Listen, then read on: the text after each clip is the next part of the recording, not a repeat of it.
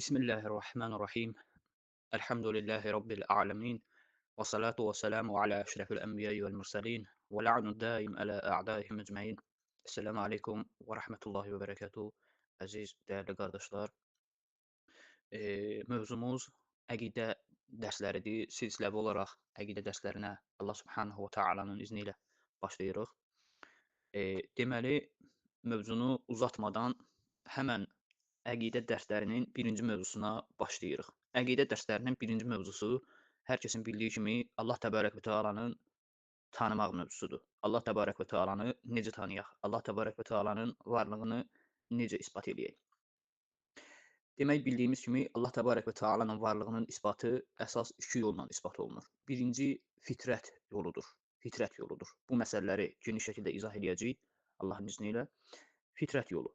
İkinci deduksiya yoludur. Hudus və imkan dəlilləri ki, bu dəlilləri də geniş şəkildə müzakirə edəcəyik. Əvvəlcə fitrət dəlili nədir? Fitrət insanın batinində, yəni daxili hiss olaraq uca başlanğıcda Allaha doğru cazibə olan gizli bir xəzinədir. Allah Təbarək və Teala bununla bağlı Qurani-Kərimdə insanlardan əhd aldığını bildirmişdir. Yəni fitrətən əhd almışdır Allah Təbarək və Teala.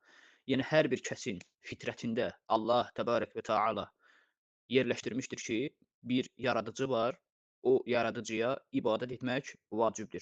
Bunun nəticəsi olaraq insanlar daim bir ibadət olması, məbud axtarmışlar. Allahın höccətlərini tapan kəslər həqiqi, ilahı, ibadətə layiq olan məbudu tapmışlar. Amma Allahın höccətlərindən uzaq düşən kəslər Allah Təbarək və Teala'ya şərik qoşub zəlalətə uğramışlar. Deməli, bir insanın daxilində bir duyğu hissi olur ki, onun dərinliklərində gizli həqiqətlərə yönəlir. Yəni həmən gizli hiss vasitəsilə. Yəni belə deyim, nə imam olmasa, nə peyğəmbər olmasa, insan fitrətən, daxilən, yəni bu praktikada da müşahidə olunan məsələlərdən bir məsələdir. Yəni biz tarixi açıb baxsaq, görərik ki, tarixdə hər bir toplumda bir din olub. Yəni insanların rahat yaşaması üçün, insanların ümid yeri, sığınacaq yeri olması üçün hər bir toplum, yəni ta qədimdən bu yana hər bir toplum belə deyim, bir məbuda ibadət etmişdir ki, indi bəziləri Allaha şərik qoşmuşdur, bəziləri Allahın höccətlərinə tabe olub həqiqi ilaha ibadət etmişlər. Bu tamam başqa bir məsələdir.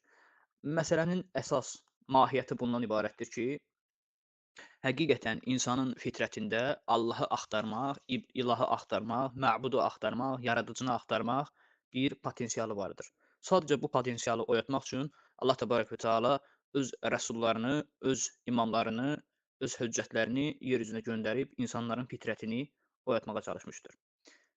Fitrət və Allahın varlığına iman məsələsi, Allahın varlığına iman gətirmək fitri bir məsələdir. Bu məsələyə gəlincə, dəlil nədir? Dəlil əsrlər boyu müxtəlif xalqlardan ibarət olan bəşər övladının daxilində pərəstiş və ibadət etmək duyğusunun olması bizə də bu duyğunun fitri olmasını isbat etmişdir ki, növbəti dərslərdə hansı qövmlər, hansı toplumlar ibadət etməyə çalışmışlar, Allahı axtarmağa çalışmışlar.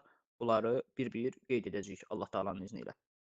Yəni, xülasə olaraq fitrət dəlili bu oldu ki, fitrət dəlili, yəni insan fitri olaraq istər peyğəmbər olsa da, istər peyğəmbər olmasa da və yaxud istər imam olsa da, olmasa da, insan fitri olaraq bir yaradıcının olduğunu qəbul edərək onu axtarıb tapmağa çalışmışdır. İndi bəziləri zəlalət üzərində olsa da, bəziləri həqiqətən Allahın höccətləri vasitəsilə Allah Təbarək və Tealanı tapmışdır. Həmçinin fitrət dəlili ilə bağlı Əhl-i Beyt imamlarından, Allahın Rəsulundan aleyhissalatu vesselam hədislər də varid olmuşdur. Demək, Şeyx Kuleyninin Əl-Kafi kitabında 2-ci cilddə Kitabul İman, Babu Fitrətül Xalq babında səhifə 13-də, hədis nömrəsi 3-də demək, Rəsulullah buyurur ki, səhih hədisdə Rəsulullah buyurur ki, dünyaya gələn hər kəs fitrət üzrə doğulur, yəni yaradanı olan Allah Taalanı tanıma üzərində dünyaya gəlir.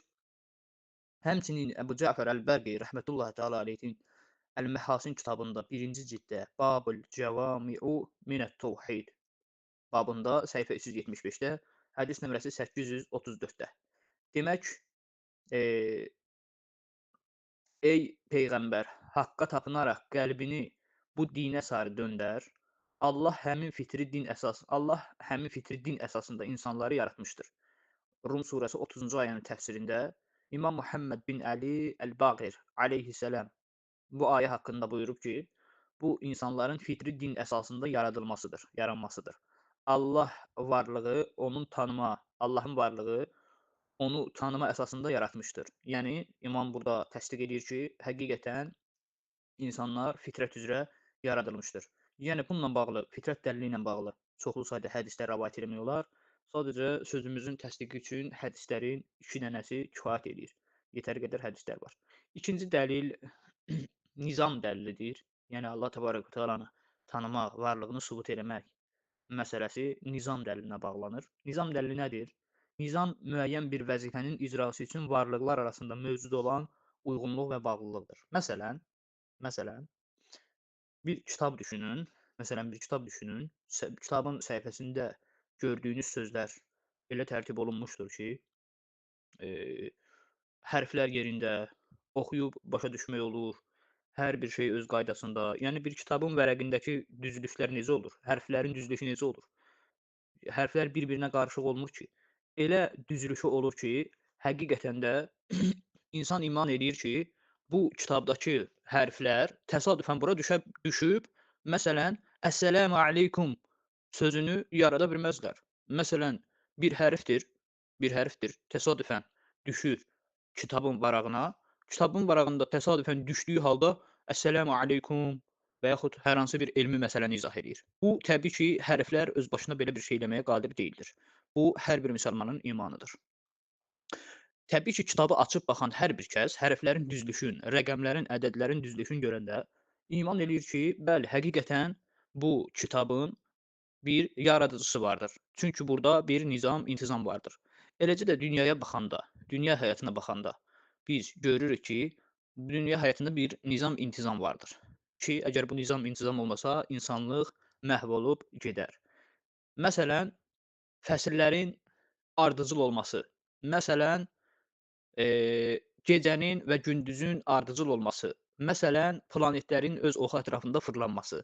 Məsələn, yer və günəş arasındakı məsafənin nizamlı şəkildə davam eləməsi. Məsələn, ay və yer arasındakı məsafənin davamlı şəkildə hərəkət etməsi. Məsələn, digər bir məsələni də qardaşların nəzərinə çatdıraq.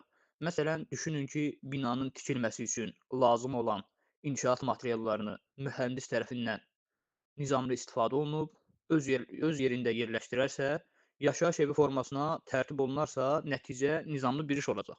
Yəni, məsələn, bir binanın, bir evin tikilişi üçün nə lazımdır? Sement lazımdır, qum lazımdır, taxta lazımdır, şefer lazımdır, və sair və ilaxır.